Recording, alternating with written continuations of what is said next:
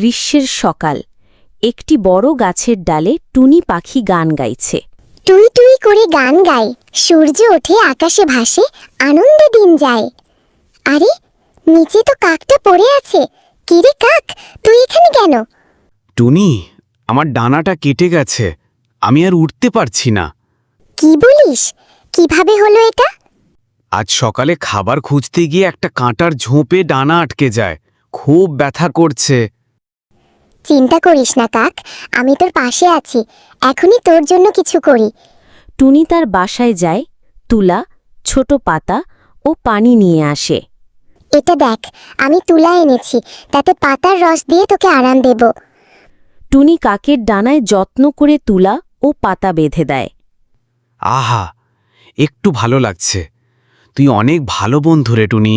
বন্ধু তো বিপদে পাশে থাকে, এবার তুই আর একা না। টুনি প্রতিদিন কাকের জন্য খাবার এনে দিত, গান গাইত, পাশে বসে থাকত। কিছুদিনের মধ্যে কাকের ডানা ভালো হয়ে যায়। টুনি, আমি আবার উঠতে পারি। তুই না থাকলে আমি কি করতাম? আমি তো শুধু বন্ধু হিসেবে তোর পাশে ছিলাম। এখন তুই সুস্থ, এই তো আমার আনন্দ। এখন থেকে আমরা একসাথে থাকব আর অন্য পাখিদেরও সাহায্য করব। কেউ যেন একা না থাকে। হ্যাঁ কাক, সবাই মিলে ভালো কিছু করলেই এই জঙ্গলটা হবে সবার জন্য সুখের জায়গা। আকাশে উড়তে উড়তে তারা গায়, ভালোবাসা, দয়া, সত্যতা, এই এই তিনে গড়ে ভালো বন্ধুতা। এই গল্প থেকে আমরা শিখি, বিপদে বন্ধু পাশে থাকলে কষ্ট সহজ হয়ে যায়।